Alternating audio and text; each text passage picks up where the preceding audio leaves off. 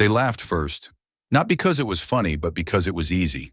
In a room dripping with wealth, crystal lights, and power, a black old man stood alone, his coat worn thin, his hands trembling slightly as he stared at a red Ferrari placed on a pedestal like a god. Every smile in that ballroom said the same thing without words. He doesn't belong here. The whispers cut deeper than insults. The laughter felt rehearsed, safe, protected by money and skin color. Inside him, something ancient tightened. Not anger yet, something heavier. A memory of doors closed quietly, of credit stolen silently, of a lifetime spent proving his worth to people who never planned to see it. When the billionaire's voice rose and the mockery turned public, the humiliation burned. But the man didn't bow. He lifted his head, calm in a way that unsettled everyone watching. Because if you stay, you're about to witness the moment a single decision shatters a room full of privilege and exposes a truth no one there was ready to face. The night Isaiah Coleman stepped into the Hudson Grand Ballroom, no one noticed him for who he was. They noticed him for what they thought he was. A black old man in a worn coat, shoes dulled by years of rain and concrete, shoulders slightly bent, not from weakness, but from carrying a lifetime of things the world never asked about. In a room filled with tailored suits, polished smiles, and champagne that cost more than a month of rent, Isaiah did not belong, at least not in their eyes. The annual Whitman Foundation Gala was supposed to celebrate innovation and success. Glass walls reflected crystal chandeliers. Soft jazz floated through the air. At the center of the ballroom, elevated like a sacred object, stood a red Ferrari under white lights. Guests circled it slowly, admiring it the way people admire power when they think it's untouchable. Isaiah stopped at the edge of the velvet rope. He didn't reach out. He didn't step closer. He simply looked. There was something unsettling about the way he stared at the car. Not greedy, not impressed, but intimate, like someone standing at a grave, or at the door of a house they were forced to leave decades ago. A security guard noticed him almost immediately. "Sir, you can't stand here," Mark Reynolds said, his voice firm but practiced, not cruel, just trained. Isaiah raised both hands slightly, palms open. "I'm not touching anything." Some guests glanced over. A few frowned. One woman whispered something behind her glass of wine. Isaiah felt it before he heard it. The tightening of the room, the unspoken question hanging in the air. What is he doing here? Emily Carter noticed him then. She had been standing nearby, listening to donors praise Bradley Whitman for his generosity. She followed Isaiah's gaze to the Ferrari and then back to his face. His eyes were shining, not with desire, but with memory. It unsettled her in a way she couldn't explain. "Do you like cars?" she asked gently. Isaiah nodded, his lips pressed together as if words were lining up but refusing to come out. "I do." Before Emily could say anything else, laughter cut through the air. "Wow," a voice called out loudly. "Is this part of the entertainment?" Bradley Whitman had arrived. Tall, confident, white suit tailored perfectly to his frame. A smile that suggested he had never been told no and never needed to ask twice. The room shifted toward him instinctively, like metal drawn to a magnet. Bradley followed the line of Emily's eyes and saw Isaiah. His smile sharpened. "Well, look at that," Bradley said, stepping closer. "I leave my car alone for 5 minutes and suddenly it's attracting attention." Laughter rippled through the crowd. Some people smiled automatically. Others laughed too loud, too fast, as if afraid not to. Isaiah didn't move. Bradley circled him slowly, eyes scanning the worn coat, the tired shoes, the dark skin that seemed to stand out even more under the bright lights. "You lost, sir?" Bradley asked. "The soup kitchen isn't exactly known for serving Ferrari." More laughter. Emily's stomach tightened. "Bradley," she said quietly. "That's not..." But Bradley raised a hand, silencing her without even looking. "Relax, we're just having fun," he said. Then he turned back to Isaiah. "You like the car, old man?" Isaiah met his eyes. "Yes," he said calmly. The calm bothered Bradley more than anger would have. "You know what?" Bradley continued, voice rising so the entire room could hear. "I'll make you a deal." The room leaned in. "If you can start my Ferrari, right here, Right now, I'll give it to you. For a split second, there was silence. Then the ballroom exploded with laughter. Phones came out. Someone clapped. Another guest shook his head, amused. It was absurd. That was the point. Isaiah felt every laugh like a hand pressing down on his chest. Not because it hurt, he'd felt worse, but because he knew this sound. He had heard it before, in boardrooms where his ideas were ignored, in meetings where his name was missing from reports, in offices where his skin color answered questions before his mouth ever could. Mark Reynolds shifted uncomfortably. "Mr. Whitman, maybe," Bradley waved him off. "Let him try. Everyone deserves a dream." Isaiah looked at the car again. Then he nodded. "I accept." The laughter stuttered. "What?" someone said. Bradley blinked. "You're serious?" "Yes." Phones lifted higher now, no longer out of amusement, but curiosity. Emily felt her heart start to race. Bradley tossed the keys toward the floor. They skidded across the marble and stopped near Isaiah's feet. "Be my guest," Bradley said, spreading his arms. Isaiah bent down slowly and picked up the keys. His fingers trembled, not with fear, but with something deeper. Recognition. Muscle memory waking up after a long sleep. He stepped over the rope. Each footstep echoed louder than it should have. Whispers followed him like shadows. "He won't even know where the button is." "This is embarrassing." "He's just doing it for attention." Isaiah climbed into the driver's seat. The smell hit him first. Leather, oil, heat. His chest tightened. He closed his eyes for 1 second. Not to pray, to remember. When he opened them, his hands moved with quiet certainty. He adjusted the seat, touched the steering wheel, ran his fingers lightly along the dashboard, not looking for anything, confirming it was still there. Bradley crossed his arms, impatient. Any day now. Isaiah placed the key into the ignition. The room held its breath. The engine roared to life. Not a sputter, not a hesitation, a deep, clean growl that filled the ballroom and shook the glass walls. Silence crashed down like a wave. Somewhere, a glass slipped from someone's hand and shattered. Bradley's smile disappeared. Isaiah didn't look at anyone. He simply listened to the engine, his face softening, as if greeting an old friend who had waited far too long. He turned the engine off and stepped out. "You said if I started it," Isaiah said quietly, holding up the keys, "it would be mine." Bradley laughed, but it sounded wrong this time. Forced, thin. "It was a joke," he said. "Come on, don't be ridiculous." Isaiah's eyes lifted. "Words matter," he said. The room shifted again. Not toward Bradley this time, toward Isaiah. And something deeper, older, was about to surface. Before we continue, take a moment and sit with what you just saw unfold. This isn't just about a car or a rich man's joke. It's about power, dignity, and the way we judge people before they ever speak. So let me ask you, have you ever seen someone underestimated just because of how they looked, yes or no? Answer honestly, because what happens next will force everyone in that room, and maybe even us, to confront the truth. The silence after the engine stopped was heavier than the roar that came before it. Isaiah Coleman stood there with the keys resting in his open palm, not offering them back, not clutching them either, just holding them, calm, steady, undeniable. Around him, the Hudson Grand Ballroom no longer felt like a celebration.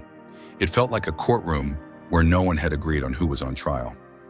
Bradley Whitman broke the silence with a laugh that came too fast, too sharp. "All right," he said, clapping once. "That was impressive. Beginner's luck, I guess." No one laughed. A few people shifted their weight. Someone coughed. Phones kept recording, but the energy had changed. This wasn't entertainment anymore.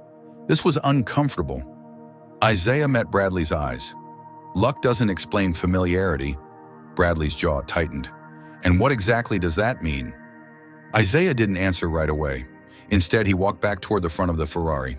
He crouched slightly, eyes scanning the body, the lines, the details no one else in the room had bothered to look at beyond the shine. "You replaced the fuel pump," Isaiah said calmly, "but you didn't recalibrate it for this model." A ripple moved through the crowd.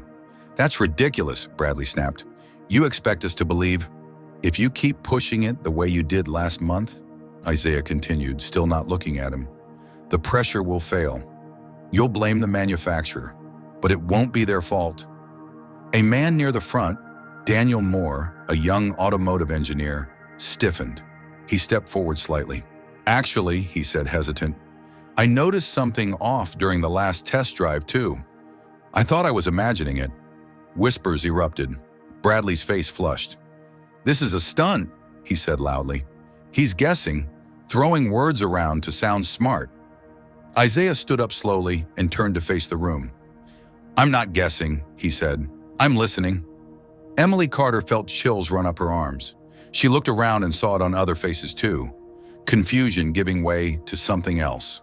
Respect, or at least doubt. Bradley took a step closer, lowering his voice. You think because you started a car, you get to stand here and embarrass me? Isaiah held his gaze. You embarrassed yourself when you turned a man into a joke. A sharp inhale spread across the room.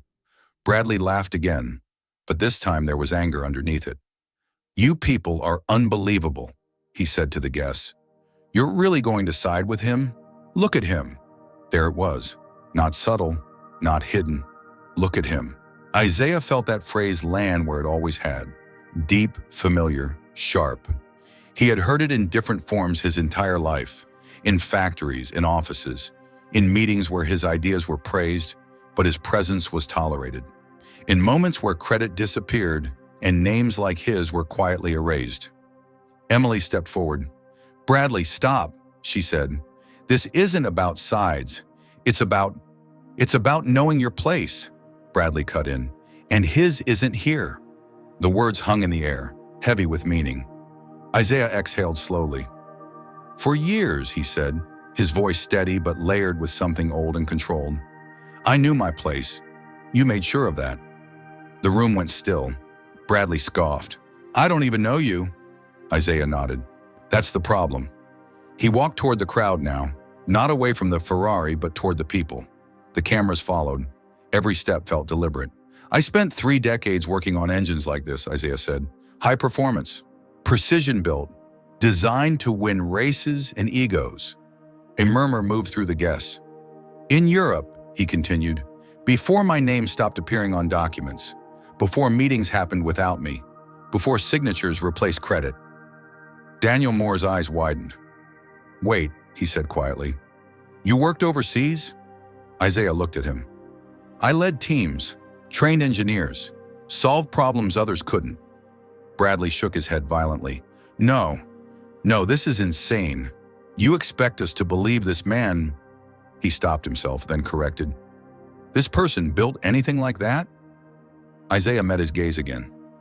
I didn't expect you to believe me. I expected you to recognize me. The room buzzed now. People were connecting dots they hadn't noticed before.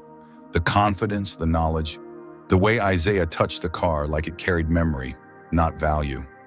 Emily spoke again, her voice stronger this time. Bradley, your father, he worked in European automotive investments, didn't he? Bradley froze. That doesn't... He acquired designs, Isaiah said softly. Patents, people. The word landed hard. You're lying, Bradley snapped, but his voice cracked. Isaiah reached into his coat slowly. A few guests flinched, but he pulled out something simple. Worn papers, folded carefully despite their age. I didn't come here for revenge, Isaiah said. Or money. I came because silence has weight. And tonight, you put me on a stage. He handed the papers to Emily. She skimmed them. Her hand trembled. These are employment records, engineering credits. They're real. Bradley lunged forward. Give me that. Mark Reynolds stepped between them instinctively. The room erupted. You stole from him. That explains everything. No wonder he knew the engine. Bradley's voice rose above the chaos. This is a setup. He's manipulating you. Isaiah raised one hand. The room quieted, not because he demanded it, but because something about him commanded it. I don't want your Ferrari, Isaiah said. I don't want your charity. I don't want your apology. He turned to the crowd. I want you to see what happens when knowledge lives in a body you've decided not to value. Silence. You laughed because it felt safe, Isaiah continued. Because humiliation is easier when it's familiar. When it fits a story you already believe. Bradley looked around and realized something terrifying. No one was laughing now. You don't lose power when someone like me stands up, Isaiah said. You lose it when everyone realizes you never earned it. Bradley's face drained of color, and the truth, long buried, long ignored, was no longer asking permission to exist. The ballroom no longer felt like a place of luxury. It felt exposed. People stood frozen, their reflections staring back at them from the glass walls as if the room itself were asking a question no one could avoid anymore. The Ferrari sat silent now, no longer glowing with untouchable power. It had become what it always was, a machine. And machines, Isaiah Coleman knew, only mattered because of the hands and minds behind them. Bradley Whitman tried to speak, but nothing came out. For the first time that night, he looked small. Isaiah stood in the center of the room, shoulders straight, voice steady, not raised, not trembling. He didn't need volume. He had truth, and truth carries its own weight. I didn't lose my life overnight, Isaiah said. It happened slowly, quietly. One meeting I wasn't invited to. One credit removed from a document. One signature that replaced my name. He looked around the room, and every time, someone said nothing. Emily Carter stepped forward, holding the worn papers like they were fragile glass. Her voice shook, but she didn't step back. These records check out. The timelines match. The patents, they were reassigned. A murmur swept through the crowd again, but this time it wasn't curiosity. It was recognition, regret. Daniel Moore swallowed hard. I studied those designs, he said. They're legendary. Whoever worked on them, they changed the industry. Isaiah nodded once. We did, and then we were erased. Bradley finally found his voice. My father is gone, he said weakly. I didn't know. Isaiah turned to him. You didn't need to know, he replied calmly. You benefited anyway. The words landed without cruelty, without anger. That was what hurt the most. Bradley looked around searching for support, but no one stepped in. The same room that had laughed with him now watched him like a mirror he couldn't escape. I offered you the car, Bradley said, desperation creeping in. Take it, please, just take it. Isaiah shook his head. I don't want your Ferrari, he said softly. I want my name back. Silence. Then Emily spoke. Then we give it to him. Heads turned. This foundation claims to stand for innovation and fairness, she continued. If we mean that, then we start by acknowledging the people we erased. One by one, people nodded. A board member cleared his throat. We can reopen the records, publicly. Another added, issue a formal acknowledgement. Compensation. Isaiah listened, but his expression didn't change. This isn't about money, he said. It never was. He looked at the Ferrari one last time. This car doesn't define me. It never did. Bradley's shoulders sagged. Mark Reynolds, the security guard, stepped aside, no longer blocking Isaiah's path. Sir, he said quietly, I'm sorry. Isaiah nodded. Thank you. As he turned to leave, applause started, hesitant at first. One clap, then another. Then the sound grew, filling the room, not loud but sincere. Isaiah stopped. He turned back slowly. This applause, he said, isn't for me. The clapping softened. It's for the idea that dignity doesn't expire, Isaiah continued, that intelligence doesn't fade because of skin color, and that no one gets to decide another person's worth based on comfort or convenience. The applause returned. Stronger now. Bradley lowered his head.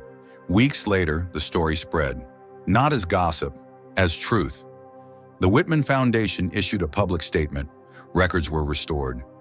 Isaiah Coleman's name appeared where it had always belonged, in history. Universities invited him to speak. Engineering students listened not just to his knowledge, but to his story. Isaiah didn't move into luxury. He didn't chase fame. Instead, he accepted a position mentoring young engineers, many of them black, many of them told early on that they didn't fit the mold. You don't have to look like the room, Isaiah told them. You just have to know your craft. Emily Carter stayed by his side, not as a savior, not as a hero, but as an ally who had learned when to listen and when to stand up. And Bradley Whitman? He resigned quietly. The gala was never held again. One evening, Isaiah walked past a garage where a group of kids gathered around a half-built engine. He stopped, watched, smiled. "Want some help?" he asked. They looked up, curious, unsure, then nodded. The engine came to life slowly, imperfectly, beautifully, and Isaiah Coleman smiled, not because the world had finally clapped for him, but because it had finally listened. Before we end this story, take a moment and think about how it made you feel. Did this story change the way you see power and dignity? Do you believe stories like Isaiah's deserve to be told more often? Did this ending feel fair to you? If you felt something while listening to this story, comment 111 below to let us know you were here. Tell us which country you're watching from. And if you believe stories like this can open hearts and change minds, please share this video with someone who needs to hear it today.